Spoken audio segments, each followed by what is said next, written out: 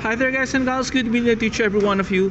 Here's my male category for the Generation East 2024 Grand Finals will be held in Santa Lucia late this afternoon. Guys and gals, read it for yourselves, okay? But before that, I just wanna greet you a happy morning and happy day, and shout out to each every one of you, okay? Thank you, Lord, for all the blessings that you gave, for all the trials and challenges that I surpassed. Shout out to my family in Bicol, headed by my mother, Freya Bordoc, Sinorba, Bechichan, and Kiel, to my silent subscribers, to all my first viewers out there, hi, and to my 10 lovely countries. Guys and girls, before I proceed and give you my fearless forecast who will be on top 6 on the top 3 for this male category, I just want to continue my reviews for female category, that Krisha will be a surprise element and will be a close fight to get the crown to Angelica and Bella for the title and for the crown itself. So guys and girls, Bella will be a close Bella and Angelica will be a close fight to Krisha, candidate number 6 for female category. Now guys and girls, sad to say, this candidate number 2 will be no longer at the contest because he backed out, and according to the source, conflict of interest, and he has a job doing night. Okay guys and girls, my top 6 should be Joven Morong, Rudolph, Christian, and on the number 4 and the 4th place, in random order guys and girls, Jasil Ceballos, Edward Pante, and Sean Bulanadi. You know what guys and girls, just give you a trivia, Sean was a contestant last year for the last year's event. And if you're gonna ask me guys and girls, what are my criteria for both female and male, the way they slay the stage, the way they have their question and answer portion, the way they moves, and an overall impact.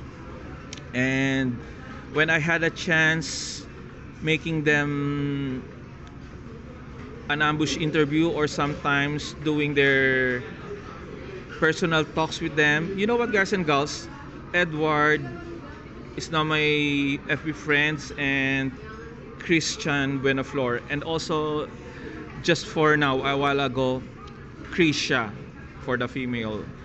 And for my top 6, I already said that for my top 3, it should be a close fight with Edward Pante, Jasil Ceballos or Jazz, and Christian. So they are my top 3 favorites.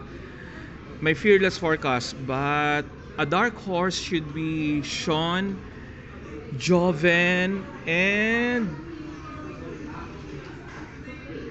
maybe,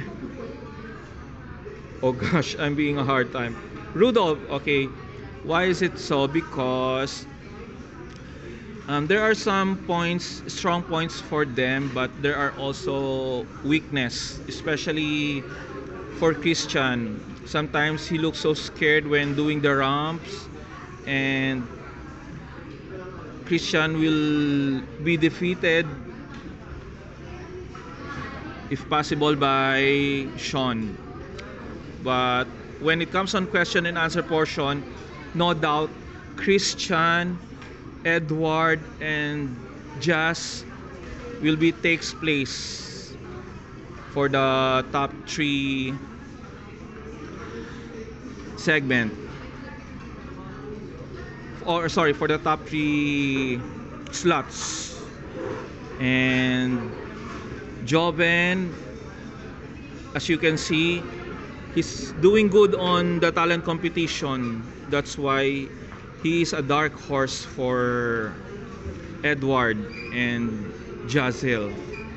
And this one, some kind of a cutie, maybe perhaps also a dark horse for the top 6, maybe for the top 3, we can probably say. not until for the moment of truth this late afternoon, held at Santa Lucia Mall.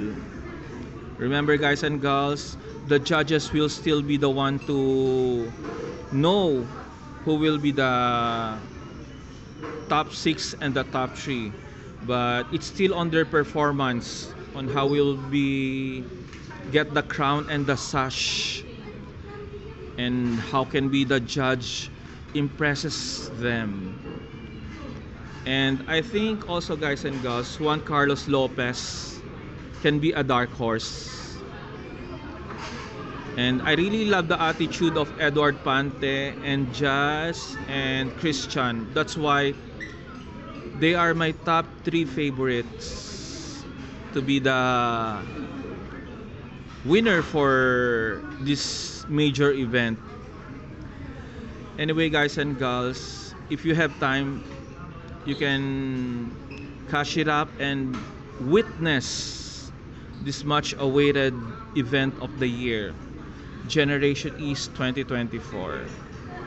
What else should I'm gonna say?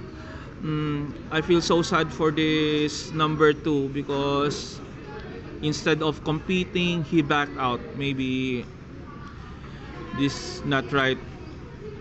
This is not the right time for him. That's why, and it's all up to him. See that, guys? Gorgeous. So once again, guys and gals, read it for yourselves. Okay, all right. See that one? You know what, guys and girls, based on my, how do you call this thing? Based on what I have observed on the preliminaries, semifinals, and yesterday and this late afternoon on the rehearsals, I do really know who will be the one to get the crown and the sash, but just a secret right now. But my fearless forecast, as what I'm telling you, Jasil for the title holder, Edward Pante for the first runner-up, and Christian for the second runner-up. But if fate will change, if they won't do good on the first, second, third round, if they wouldn't get the proper representation for themselves, the dark horses will take place for the top 3 slots. So good luck, guys, for the main event. I know each one of you will want to have the title, but for me and to all the viewers, you are all the winners also for the female category.